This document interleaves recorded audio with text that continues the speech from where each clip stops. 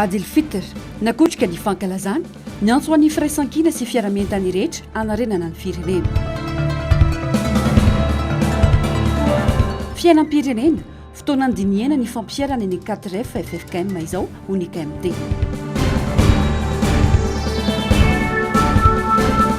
Fikasana nova ny rafitra arabola tsy fotoana andraisana fanapa-kevitra toy izany izao vakotoana izao ho idanisa. Manatra ny fiarabana tompoko lasy tompoko vavy tonga soa ato anatin'ny fotoanan'ny fampahalalam-baovao eto amin'ny fahitalavitra MBS manasana ampanajana izay anaraka ny fampahalalam-baovao hatramin'ny farany. Pejiny raharam-pirenena avy hatrany no isataratsika ny fampahalalam-baovao. Porofo mitoka amin'ny tenda ny tatitra ampahy be maso nataon'ny mpitsara teo anivo ny fitsarana momba ny konty fampitombona ny fanoherana natao teto amin'ny firenena hoy Rivo Rakotovao. Floa nasionaly ny antoko HSVM androany no mafisiny fa tsy tokony ijerena tavan'olona ny fandraisana andraikitra sy fepetra mifanaraka tamin'ny gaboraraka sy tsy fanaran-dalana maro teto amin'ny firenena. Manoloana io nanome toromarika ny anatanterahana fanadiadiana lalina amin'ireo tompon'andraikitra rehetra voakasika tsy ankanavaka ny floan'ny fanavozana ny repoblika raha ny noty nivoaka momba iny tatitra nataony Cour des comptes iny. Ndao raha tsika ny fanadiadiany Ando Miaratina eo amin'ny sary sindatsariny mbola avatsara. Be loatra ny gaboraraka eto amin'ny firenena, porofon'izany tatitra ampahy be maso, navoaka ny fitsarana momba ny konty izay manambara fa mahatratra 4 miliara ariary latsaka kely ny vola very nandritra ny fitantanana ny raram-panjakana tamin'ny taona 2022. Tokony isy fandraisana fepetra ho an'ireo tompon'antoka ka tsy tokony ijerena tavan'olona izany hoy Rivo Rakotovao. Mampalahelo ny firenentsika nefa tsy afaka iondrikitsika fa za zany dia mangataka ny fitondram-panjakana mihitsy mba satria fanavozana zao tsy maintsy jerena izy ny tompony andraikitra tamin'ireny. Tsisy tokony hoe ty avako na tsy avako fa sahirana ny firenentsika. Miravoravo tanana ny olona raha resahana fotsiny reny.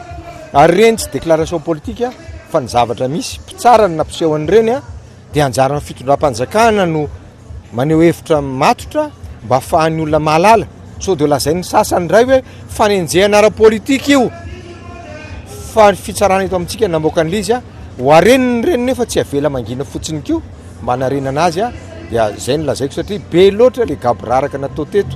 Porofo mitohaka amin'ny tenda ny tatitra ampahy be maso nataon'ny mpitsara teo anivon'ny fitsarana momba ny konty fa mitombina ny fanoherana natao teto amin'ny firenena hoy Rivo Rakotovao. Tokony hanana fanetretena ary mila miaiky ireo voakasika fa misy tsy mety ka mila anarina mba tsy ilazany indray fa kabary politika ny natao. Todika manokana amin'ny ara-politika amin'ireo namana izay niarany tondra na TGV sy sisa izay niarany tondra teo aloha. Reny zany raha mbola tsy mino anareo dia reny le zavatra nitoerana teto amin'ny firenena ny rovana ny tombotsoan'ny vahoaka malagasy tamin'ireny fotoany reny.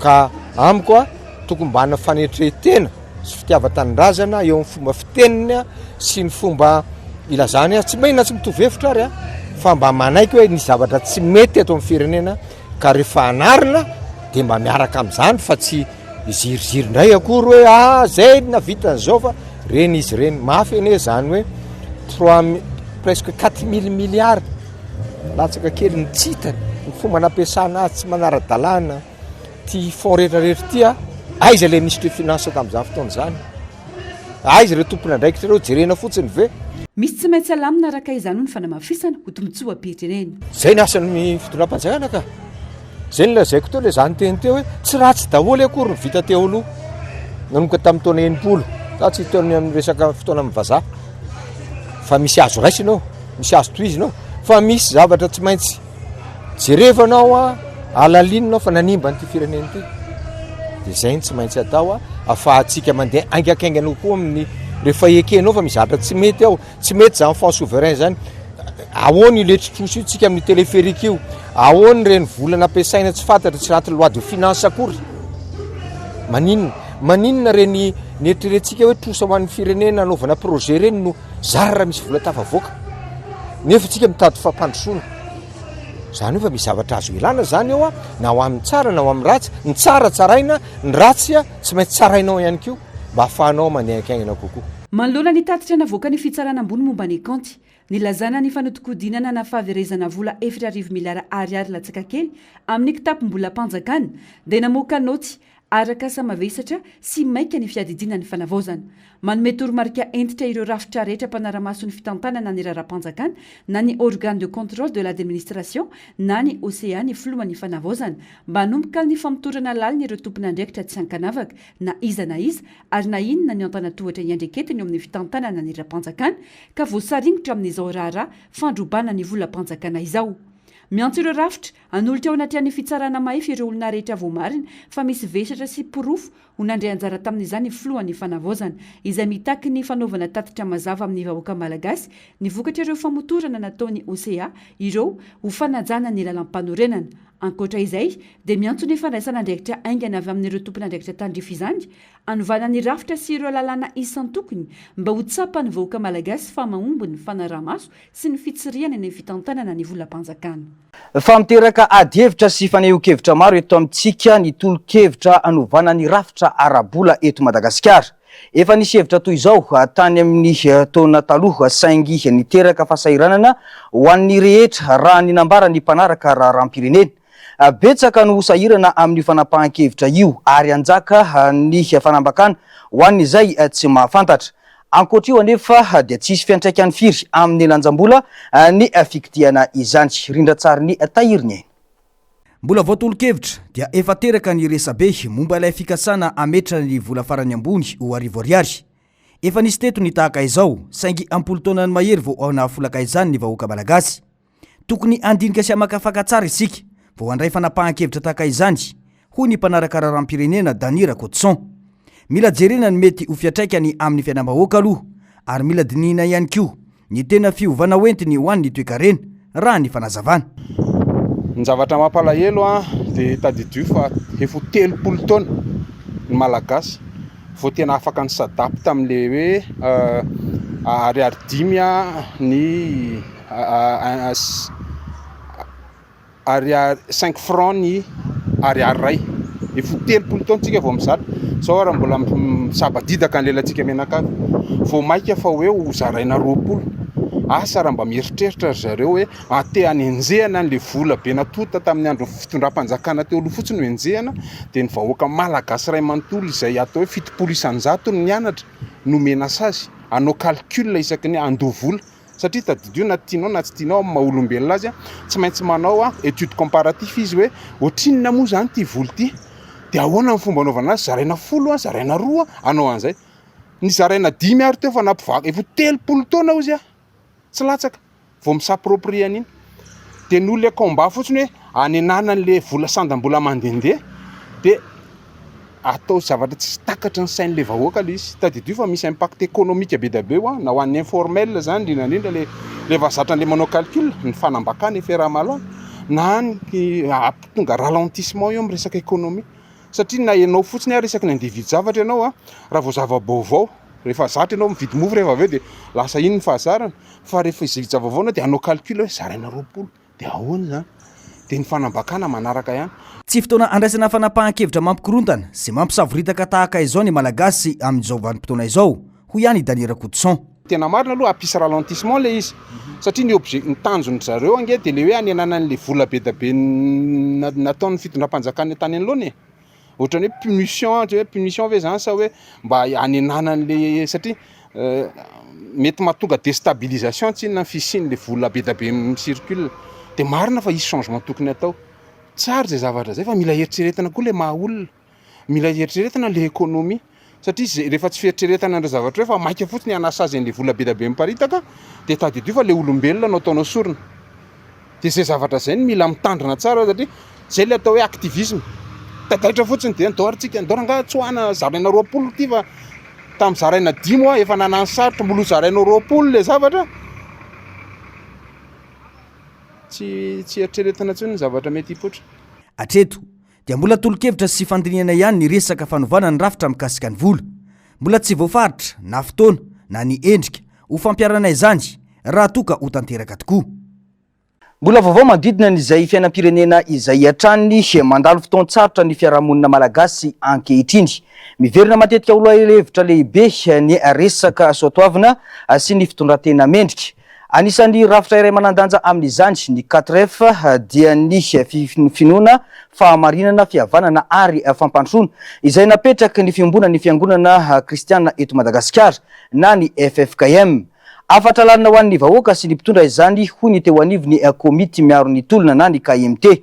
Mila firenena madio isika ary mila fampiresahana ao anatin'ny filaminana tanteraka hoy ny faneho-kevitra. Fanadadiana eo amin'ny rindran-tsary ny Tahiriny Aina Atrany. Tsipitsipika tsotra fotsiny ihany fa tena fototra iorinan'ny fiarahamonina mirindra sy maharitra ny finoana, fahamarinana, fihavanana ary fampandrosoana na ny 4F hoy ny komity miaro ny tolona na ny KMT. Ireo no andrefatra heverina fa tokony ibaiko ny fiainam-pirenena na eo amin'ny lafiny sosialy sy ara-toekarena na ara-politika. Betsaka ireo adevitra mandeha eto amin'ny firenena amin'izao fotoana hoy ny KMT, saingy tokony averina eo an-databatra boribory ny momba ny 4F avy amin'ny FFKM, indrindra amin'izao vanim-potoana izao raha ny fanazavana hatrany. Mandeha ny feo mantsy hoe tokony hisy ny fampihavanam-pirenena, tokony hisy ny fiarahana, ny inclusivité, ny consensualité. Io zany dia tena manahirana mihitsy ankehitriny eto Madagasikara. Fa nefa kosa araka ny lazaiko dia misy ane ny antsoina hoe ny 4F izay nivoizin'ny FFKM ary lazaiko hoe amin'izao fotoana izao izy dia tena tokony hiakatra eo ambony latabatra satria raha vitantsika tanteraka izy io izay ny FFKM zany mitarika an'ilay izy ary miaraka amin'ny fanjakana izay misy dia mipetraka eo zany ilay hoe misy aloha ny fibebahana, fiakekeloka, nanao ny tsy nety, nanao ny tsy naomby dia mitsangana ny fanjakana malagasy. Eo mantsy no misy an'ilay hoe justice restaurative izay mampitsangana ny fanjakana malagasy mijery an'ireny zavatra tsy nety rehetra ireny. Izay vao afaka ny tsy maty manota. Fa raha mbola mandehandeha foana amin'izao zany dia tena tsy mety. Noho izany dia aminay dia fiaingana lehibe ny fanatanterahana io hevitra 4F ny FFKM io izay ho an'ny ivelany dia hoe commission vérité réconciliation naomby tany amin'ny firenena rehetra, ahoana moa tsy aomby eto amin'ny firenena malagasy fa mila miainga zany. Mila apetraka mazava ny lalàna mba anafaizana ireo tsy maty manota eto amin'ny firenena ho hiatrany ny fanazavana. Tsy azo heverina hoy ny fanamafisana, ny fampidiniana sy ny fampiresahana amin'ireo olona nangalatra sy nanao ny tsy mety teto amin'ny firenena. Tsy fanadiovan-keloka manko ny fampiresahana an-databatra boribory ho hiatrany ny fanazavana. Raha nangalatra 100 millions de dollars ohatra any amin'ny compte any amin'ny offshore rehetra any dia averinao amin'ny trésor public. Zany ingeny le fekeny fa tsy hoe hoy ny vondronay raisam-pirenena hoe miraisinareo latabatra dia terena fotsiny zao na ireo avy nangalatra na ireo avy namon'olona dia terena fotsiny zao ifampiresaka noho ny fihavanam-pirenena noho ny réconciliation nationale tsia. Fa kosa ilay tondro zotra dia mila apetraka mba hitantanana ilay firenena satria amin'izay fanamboarana tondro zotra dia misy olona azo itokina mipetraka sy rafitra azo itokisana ka ho tonga any amin'izay tokony izy mifatsy fizara-toerana, mifatsy fizara-tseza. Eo manko ny tena manahirana dia hoe raha vao manao tondro zotra dia hisy ny ady seza, hisy ny fizarana seza. Tsia tena lavina mihitsy zay ary zay voniny anao lalàna miaraka amin'ny fitondrana ankehitriny raha resaka hoe atahorana resaka seza azo atao anatin'ny lalàna mihitsy ange tsy mandray karama ny olona rehetra hiditra ao anatin'io processus ny tondrozotra. Lalana mazava entina miatrika ny firenena ho any amin'ny ho avy tsara kokoa ny 4F.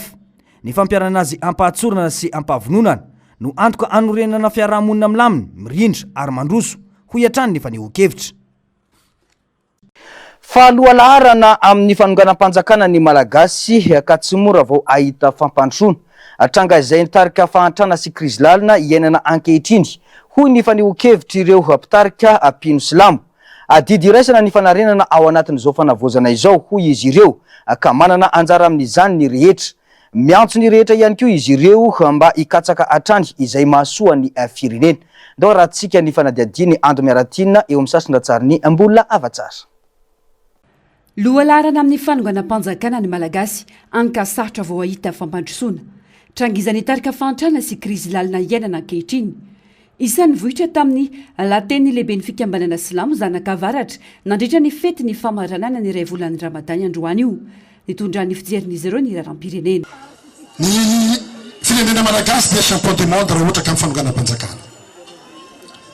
ny fampandrosoana foana zany tsy haintsika ty firenena ty raha misy atsika mpagnano politiky manana fahavonona marina ara-politiky amin'ty firenena ty atsika indray ny aondrana sakafo any ivelany fa tsy mangatadava amin'ny firenena any ivelany. Mila mametraka tantara tsara atsika amin'ny zanakatsika sy zafiavitsika sy babetsika trosa ny fianakavena sy ny taranaka faramandimby fa tsy président fanavoazana ny GNZ ny président fanavoazana président fanavoazana ny malagasy rehetra na mitolo na tsy mitolo na tsy mitovy hevitra dikan'izany mila mitandregna mila mihaino ny sosikevitra avy amin'ny voaka malagasy. Manana didy sy anjara asa amin'ny fanarenana ny firenena ny rehetra ho ny lehibe ny fikambanan'ny Islamo zanakavaratra izay no mahazava-dehibe ny tokony sy ny fifampiresahany eo amin'ny samy malagasy. Manamafy moa izy ireo fa manohana ny fanjakana mijoro amin'izao fotoana izao. Sandro magnamiatsiny satria matoa mahantra ohatra zao ty firenena ty samby diso atsika jiaby samby nanao tsy mety atsika jiaby ka raha fa nanao tsy mety tokony faneky atsika mikorana amin'ny tragnony Madagasikara ty mifamena mikorana afarigny daholo manampahaizana avy any ivelany malagasy tsy misy afaka avagna mikorana atsika ino marigny raha tadiavitsika ho atao amin'ty firenena ty mba olovainy zanakatsika sy taranaka mifandimby. Anarivony ireo mpino no nivorona natanteraka vavaka sy nankalaza ity fety masina ity izay mariky ny firaisan-kina ny fifandeferana ary ny fifambizarana. Nankahery ny mpino mba hitandro hatrany ny sotoavina ny anarana nandritra ny Ramadan ny filohan'ny fikambanan'ny Islam malagasy ary miantso ny rehetra hikatsaka izay mahasoa ny firenena. Manantena isika rehetra fa tsy vermaina ireny ery sy vavaka natao ireny fa dia misy vokany amin'ny fiainatsika tsirairay ary amin'ny ankonana ary koa amin'ny firenena dia mitrotram-bavaka ny firenena mba isy ny filaminana ary isy ny firaisan-kina miantso ny tsirairay mba hitady ny tombotsoa amin'ny firenena ary tombotsoa ambony firenena no mbola ipetrahantsika eto amin'ity Madagasikara sambatra atsika ty. Tapitra androany moa ny 30 andro ny fifehezana ho an'ny mpino Silamo nanomboka kosa ny Eid al-Fitr andro natokana anaovana fety bena iantsona ihany koa hoe fetin'ny sakafo rehefa tapitra ny fifehezana. Lanonana miavaka anonana marian'izany atao ny fiarahany fianakaviana rehetra ny fifamangina sy ny fifanomezan-tsodrano ny fampifaliana ny mpino tsy akanavaka ihany koa amin'ny alalan'ny fiarahana amin'ny totorepika sy fiaraha-misakafo ary fizarana ho an'ireo mpino iny fa naolotsotra afafinoana ihany koa azy. Raha tao anatin'ny Ramadany mijanona tsy ny sakafo nanapaka tsy ny sakafo ny mpino musulman dia androany zany no fanapahana an'izay Ramadan zay zany hoe manomboka androany zany dia miverina misakafo ny mpino Islamo zay ny antony voalohany anaovana nyity fety fetin'ny sakafo raha ny tena dika amin'ny teny gasy zay natao Eid al-Fitr satria nijanona tsy ny sakafo nandritra ny fotoana maharitra anatin'ny ray volana dia androany zany fetin'ny sakafo. Averiko foana fa fety vahoaka malagasy ty matona atao ferie dia ny vahoaka malagasy zany no arabaiko eto akoatra ny mpino Silamo. Fototra fahatelo iorenan'ny finoana Silamo sady tsy azo lavina ny fanaovana fifadikaniny mandritra ny volana Ramadany. Tsy maintsy ataon'ny mpino Silamo tsiraray avy zany. Tsy vitany hoe mifehy vava fotsiny ihany fa mifehy ny vatany iray manontolo ihany koa. Izahina lavirina ireo fomba mampanao tsy mendrika mandritra izany. Tena volana fandinihan-tena na mois de méditation, mois d'introspection. Zay ny tena travail spirituel atao anatin'ny Ramadan. Zany hoe tsy misakafo fotsiny zany fa tena manao travail spirituel lalina be. Ianao zany mivoaka avy ao anaty Ramadan io dia tena olom-baovao ianao hoentina hatrehanao mandrapatonga ny taom-baovao manaraka, mandrapatonga ny Eid manaraka zay zany Ramadan manaraka. Tokony olom-baovao daholo zany ny mpino Silamo rehefa avy nandio tena tao anatin'ny Ramadan iny mba mihena ny ataontsika hoe ny ratsy fatao tsy ho anjely koa nefa fa mba mihena zany a ireo mauvaise habitude fa mba olom-baovao manomboka eo. raha tsaivina tany amin'ny taonjato fainambiny folo no niditra voalohany teto madagasikara ny finoana silamo nentiny arabo mpitsoponenana araka ny lovantsofina ary efa mandrafitra ny 5 isanjato ny mponina malagasy amin'izao.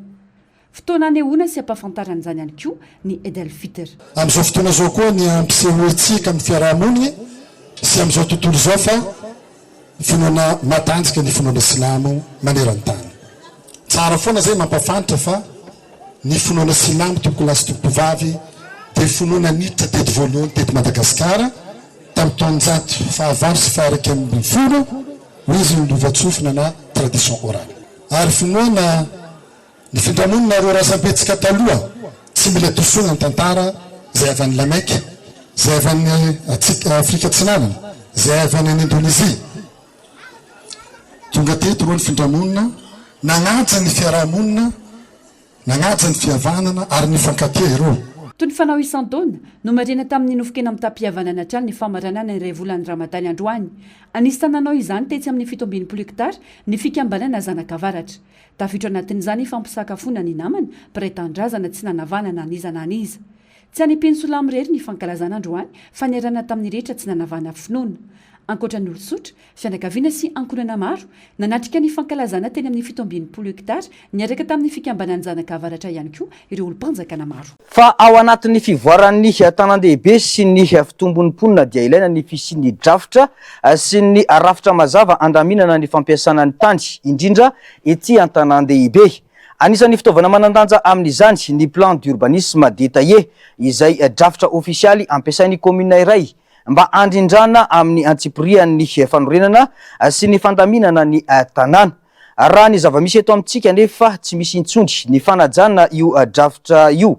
Tsy ho an'Antananarivo renivohitra ihany fa eo ihany koa ireo commune manodidina an'Antananarivo any ka mikorotana tanteraka ny tanàna. Fanadihadiana eo amin'ny rindran-tsary ny tahiriny. Ny plan d'urbanisme détaillé no mamaritra mazava hoe aizavy ireo faritra azo anorenana trano fonenana, aiza ny tokony apetraka ny toeram-pivarotana, ny sekoly, ny hôpitaly ary ny lalana. Ny PUD ihany koa no manondro ireo faritra tsy azo anorenana toy ny tanimbary, ny farihy na ireo toerana mety hiaran'ny loza-voajanahary. Misy ihany koa ny fepetra mazava momba ny fanorenana ka tafiditra ao anatin'izany ny ahavon'ny trano azo ahorina, ny elanelana tokony ajaina amin'ny lalana sy ny trano hafa ary ny fanarahana ny fenitra ara-pahasalamana sy ara-teknika.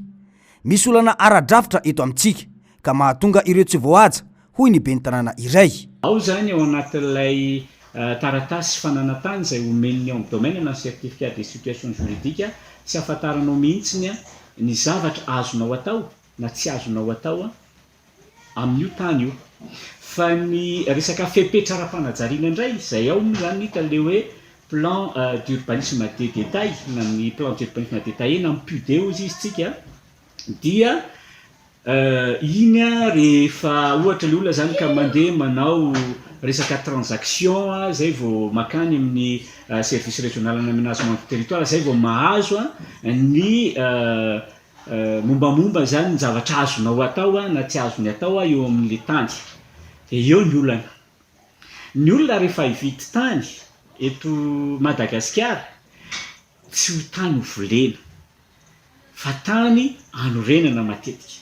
Zay ny 7 isanjato ny hividanan'ny olona tany eto Madagasikara nefa ny olona mividy tany tsy mahafantatra hoe inona ny zavatra azony atao eo na tsy azony atao.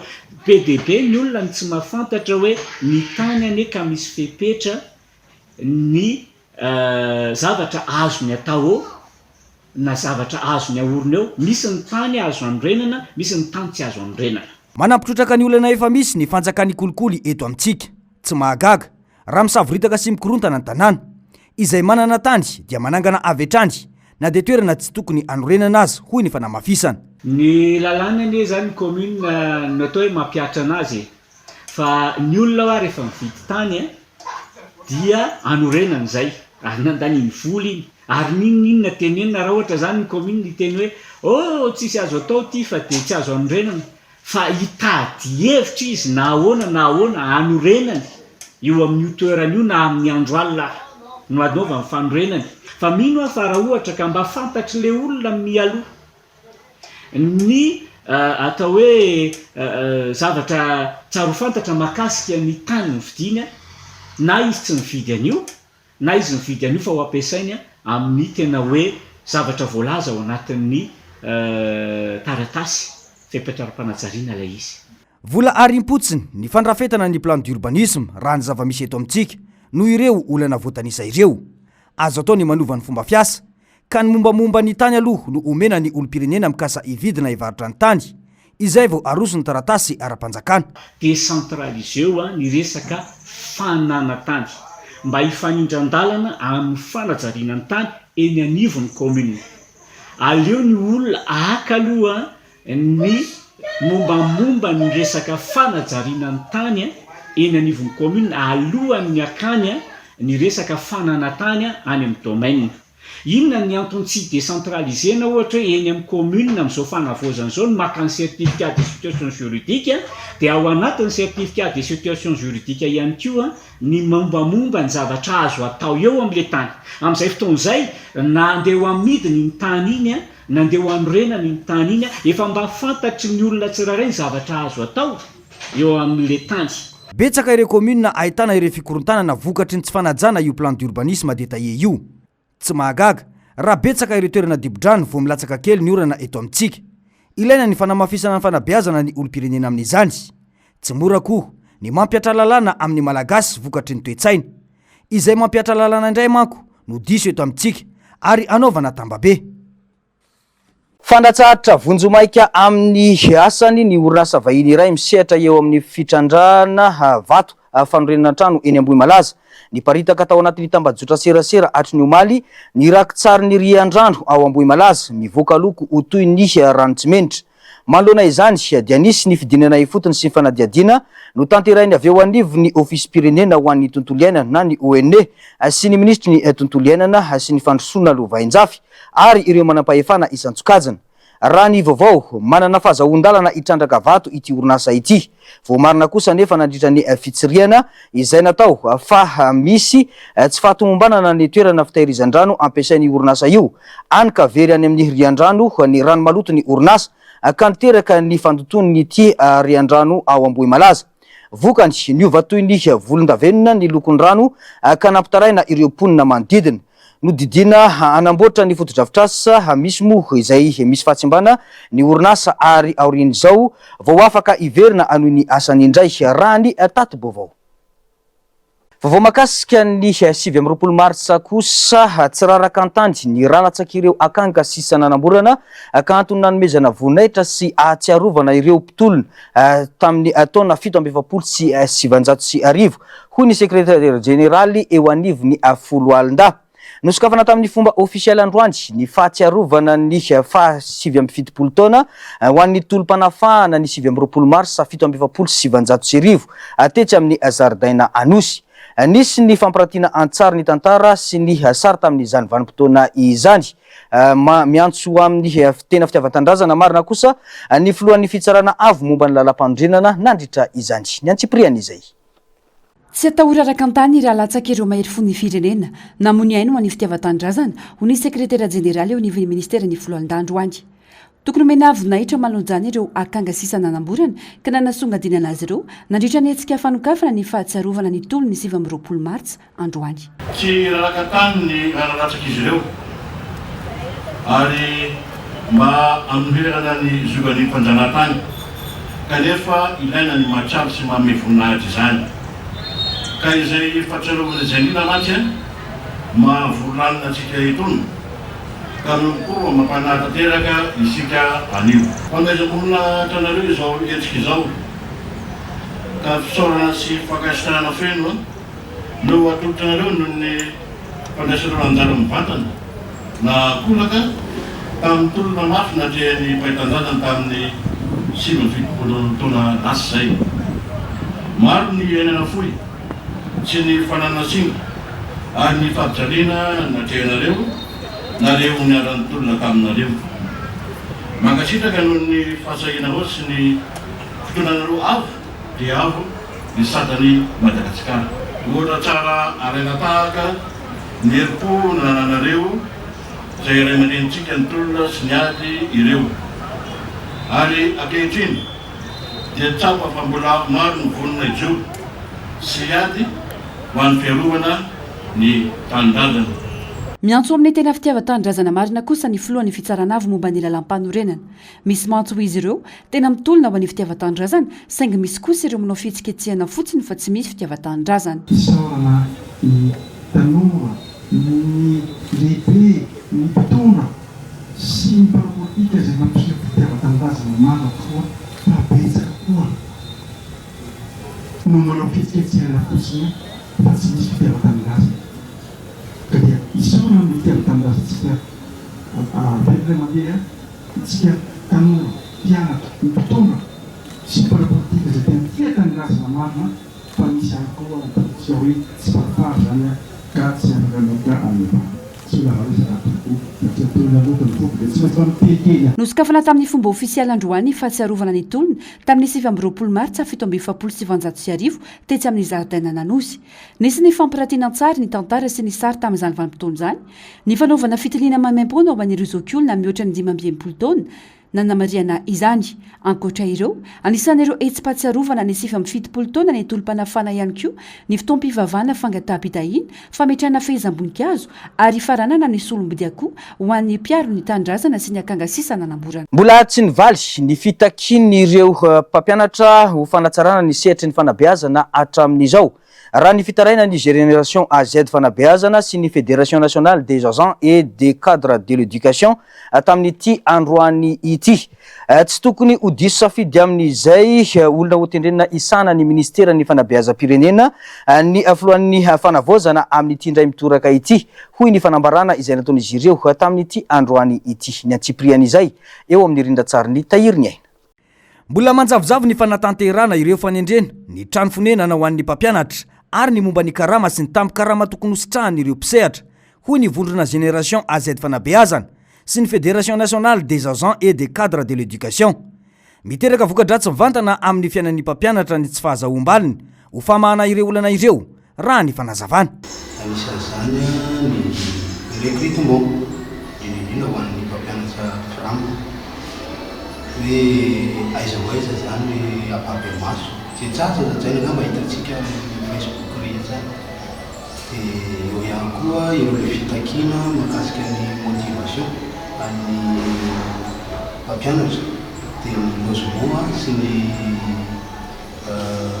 indemnité de cré izay mbola tsy fantatra nareo vina tokoa izy iny nareo vina fa raha fantatra aloha dia hoe juillet anoany le izy. Nanamafy ireo mpampianatra mivondrona fa tsy tokony ho diso safidy intsony ny filohan'ny fanavaozana ny repoblika amin'ny fanendrena izay ho ministry ny fanabeazam-pirenena. Teknisianina nivoaka avy amin'ny sehatry ny fanabeazana ary afaka manatanteraka ireo etaeta sy fitakiana ho fanatsarana ity sehatra ity no ho tendrena isahana ny ministera raha ny faneho-kevitra ihany. Izay mpampianatra sy mpandrara mivondrona ato aminatin'ny Génération AZ fanabeazana, Zen AZ fanabeazana sy ny finasy Fédération nationale des agents cadre de l'éducation dia manao izao fanambarana manaraka izao. Voalohany, mamerina ny fiarabanany PM vaovao amin'ny fanavaozana. Aleo alasana amin'ny adidy mankadily izay miandry azy. Faharoa, amin'ny mampisehatra anay ao amin'ny fanabeazana dia mandroso sosikevitra izahay amin'ny fanendrena olona ikatana ny ministeranay. Olona efa nisehatra teo amin'ny fanabeazana, izany hoe manana tsara ilay ministera tsy ireo mpisehatra rehetra ao anatiny. Miainga ny foibe ratsa makaka rehetra ny mpampianatra, ny ray aman-dreny ary ny mpianatra. Olona teknisianina tsy manaiky baikoan'ny mpanao politika mivoana amin'ny fanavaozana. Miray fo amin'ireo mpampianatra namana manerana ny nosy amin'ny fanatanterahana ireo fitakiana syndikaly. Mariana nefa fa etaeta ihany ianay fa ianao PRRM no tompony teny farany amin'ny fanendrena izay olona mendrika hitantana ny ministera fanabeazam-pirenena. Manamafy ny etaeta izy sy ny fanovana mivaingana sy mahomby eo amin'ny rafitra fanabeazana ireo mpampianatra. Izany dia mba azahoana antoka amin'ny fanatsarana ny fandraisana piasa, ny fotodrafitrasa ary ny karama sy ny tombotsoa ho an'ny mpanabe raha ny fanazavana ihany. Fa nitrangana savorovoro teny amin'ny Palais des Sports Mahamasina androany tamin'ny Simatsiny lalao ara-panatanjahantena. Niteraka fikorontanana ny fisiny tapakila osoka amin'ny sisiny raha ny fampitam-baovao teny antoerana ka nitarika fisisihana sy fahabetsahan'ny mpijery betsaka. Maro ireo naratra raha ny vaovao, tsy vitsy ihany koa ny torana avy eo ambony seza. Tsy nahazo vaovao momba izany kosa ny tompon'andraikitra teny antoerana nandritra izany. Eo amin'ny maresaka iraisam-pirenena iverina isokatra ny sistan'ny Egypte sy Gaza. Voafetra ihany anefa izany raha ny vaovao. Izay natao dia mba hanamorana ny fidiran'ireo fanampina amin'ny maha-olombelona ireo mponina any antoerana. Ny antsipriany izay. Hanamorana ny fidiran'ireo fanampina mahakasika ny maholona sy fivoahan'ireo olona marary na naratra mafy no antony nanokafana ny sistan'ny Egypte sy Gaza. Tsy sokatra tanteraka ho an'ny fivezivezen'ny olona rehetra nefa io sistany io, fa voafetra ary voafehy ihany ny fidirana sy fivoahana amin'ny sistany io. No hamafisy ny manam-pahefana any antoerana fa mitohy hatrany ny fepetra hentotra ho fiarovana noho ny toetra rasatrotra ao amin'ny faritra iny. Indrindra taoriny ny fifandonana mahery vaika teo amin'ny Israely sy ny Hamas. Raha sy hivina nanomboka tamin'ny taona 2024 no nikatona ny sistany tao Rafa taoriny ny poahan'ny ady teo amin'ny Israely sy ny Hamas ny volana Oktobra 2024. Roa taona teorina nanapa-kevitra ny hanokatra kely io sistany io ny manam-pahefana hanamevanana ny fahorin'ireo sivily ao Gaza izay miaina anaty fahampisakafo, eo koa ny fahasarotana amin'ny fisaboana sy ireo fitaovana ilaina andavanandro. Na izany aza, mbola maro ireo sakana amin'ny fidiran'ny fanampina any antoerana, ka izany indrindra no anairana sy iantsony ny fikambanana mpanao asa soa ny fianakaviam-be iraisam-pirenena mba hanamafy ny fanampina ireo mponina voakasika izany krizy izany. Fa misaona ny tontolo ny sarimihetsika iraisam-pirenena no dimandry androany ny Carlos Ray Norris, fantatsika rehetra amin'ny anarana hoe Chick Norris, rehefa avy notsaboina teny amin'ny hopitaly. Tompon-daka eran-tany teo amin'ny taranja karate i Chick Norris tany amin'ny taona 2770 sy ny taona 470. Ny taona 2770 no nanomboka ny lalao sarimihetsika ny tenany ary isan'ny nampalaza azy ny oronan-tsary niarahana tamin'ny Bruce Lee, mitondra ny lohateny hoe La Fureur du Dragon no lalavina tao amin'ny Colisée-ny Rome. Nahitana andiany na saison 8 ary épisode 200 mahery ny oronan-tsary Walker Texas Ranger. Elefanta iray nidra tao amina fivarotana tany Thaïlande sy ny tantarany Kim Jong-yong, olona manana QI ambony indrindra no afaka ilozaraina amintsika amin'ity androany ity.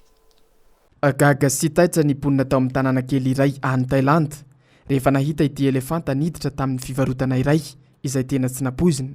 Tsy natahotra olona akory ilay biby-goavana fa dia nanomboka naka sakafo nipetraka tao amin'ny talatalana tao an-tsena. Nalainy ny akondro sy biscuit ary voankazo maro hafa. Maro ireo olona nandrakitra ny sary ity tranga hafa kely niseho ity. Mihena ny ala fonena ny elefanta ka indraindray miditra ny tanàna izy ireo mba hitady sakafo mora hita.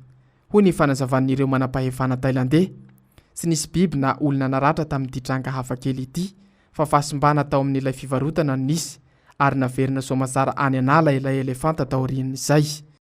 Teraka ny avalo mars 1970 tany Seoul, Korea Atsimo i Kim Jong-yong, izay tena nampitola gaga ny tontolon'ny siansa sy izao tontolo izao ny tantarany.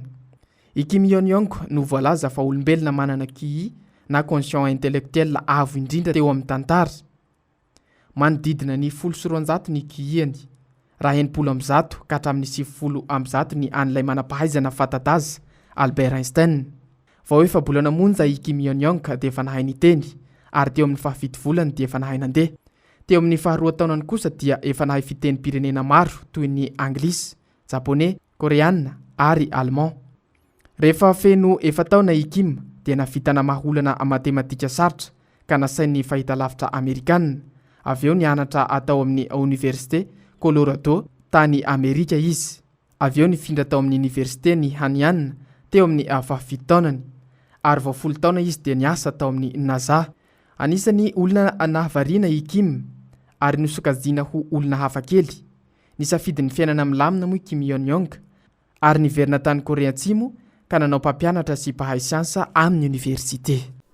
Dia izay ihany koa no manakatona tanteraka ny fotoanan'ny fampahalalam-baovao teto amin'ny fahitalavitra MBS tompoko lahy sy tompoko vavy. Mbola iverineto ny tenako rehefa avy eo ao anatin'ny fandarana dinika ho vahiny ao anatin'izany Andriamatoa Dany Rakotoson, mpandraraha mpanaraka raharam-pirenena no mpamakafaka toe-karena ihany koa. Manasoana mpanajana ary tsy saraka amin'ny fahitalavitra MBS atrany. Mandrapitafa vetivety ary tompoko lahy sy tompoko vavy.